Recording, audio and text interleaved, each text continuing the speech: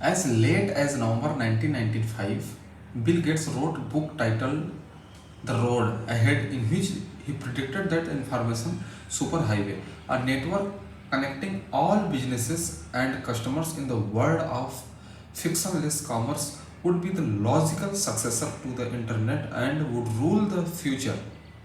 Bill Gates later went back and changed references from the information superhighway to the interest, but that was not his original vision. The implications of this proprietary vision were not good for business or for the customers or the consumers. In the mind of visionaries like Bill Gates and Larry Ellison, the corporation that owned the information superhighway would tax every transaction by charging a vigorous as Microsoft then Chief Technological Officer Nathan Myhrvold referred to it. It's difficult to observe the momentum that the proprietary information superhighway carried. After Mosaic, even Mark and his co-founder Jim Clark originally planned a business for the video distribution to run atop of the proprietary information superhighway, not the internet. It wasn't until deep into the planning process that they decided that by improving the browser to make it secure, more functional and easier to use, they could make the internet the network of future. And that become the mission of Netscape, a mission that they would gloriously accomplish. Interviewing with the Mark was like no other job interview I had ever had. Gone were a question about my resume, my career progression, and my work habits. He replaced them with a dazzling inquiry into the history of email collaboration software and what the future might hold. I was an expert in the topic because I would spend the last several years working in the leading products in this category. But I was shocked by how much a 22-year-old kid knew about the history of the computer business. I would meet many really smart young people in my career, but never a young technology historian. Mark intellect and instinct took me back, but beyond Mark's historical knowledge, his insight about technologies such as the replication were incisive and on the point. After the interview, I phoned my brother and told him that I had just interviewed with the Mark Andersons, and I thought that he might be the smartest person I would ever met. A week later, I got the job.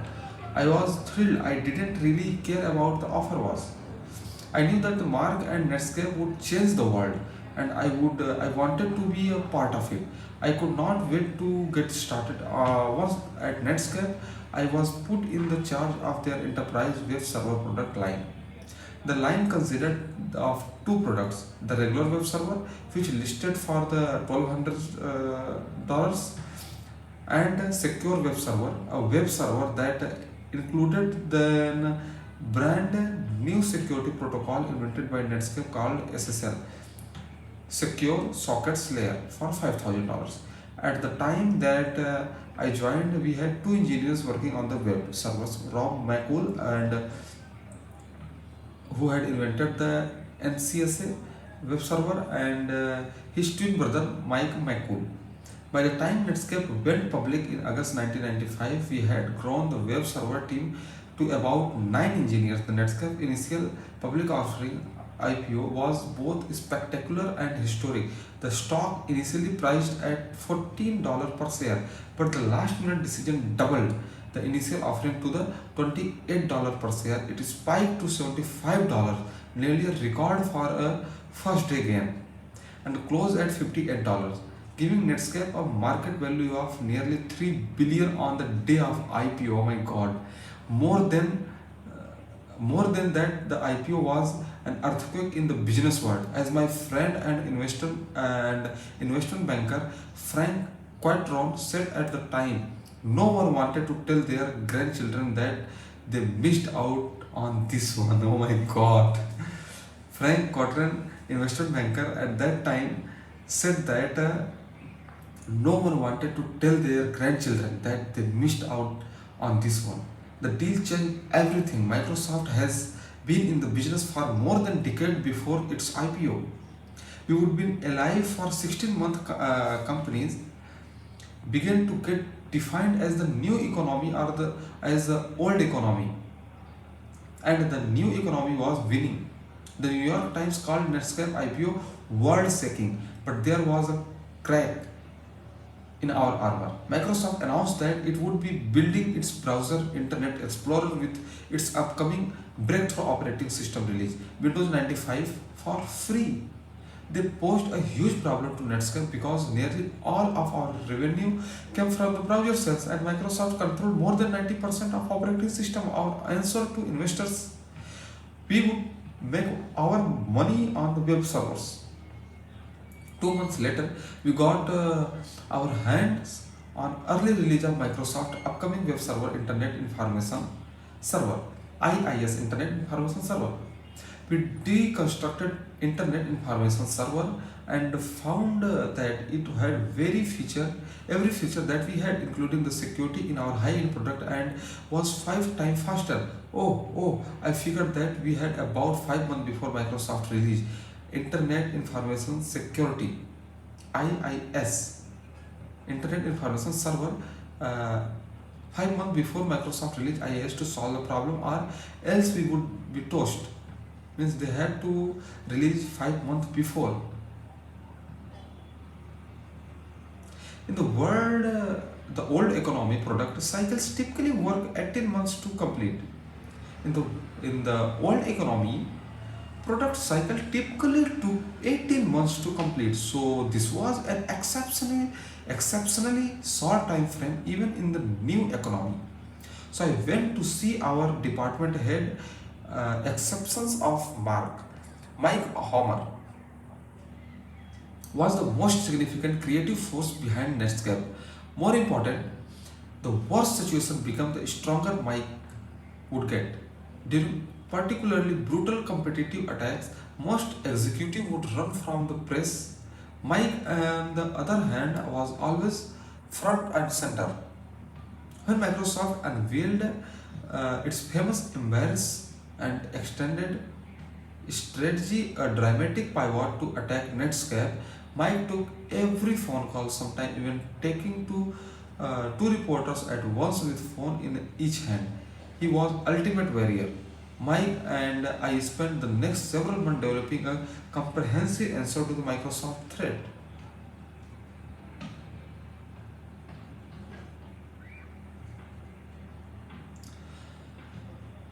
If they were going to give our products away, then we are going to offer a drift cheap of an open alternative to the highway expensive and a proprietary Microsoft back office product line. To do so, we acquired two companies which provided us with a competitive alternative to Microsoft Exchange. We then cut a landmark deal with the database company Informix to provide us unlimited rational database access through the web for $50 a copy, which was literally hundreds of times less than Microsoft charged. Once we assembled the entire package, Mike named it Netscape Sweet Spot, as it would be the suite that displaced Microsoft's back office. We lined everything up for a major launch for on March 5, 1996 in New York. Then just 2 weeks before the launch, Mark, without telling Mike or me, revealed the entire strategy to the publication Computer Reseller News. I was livid.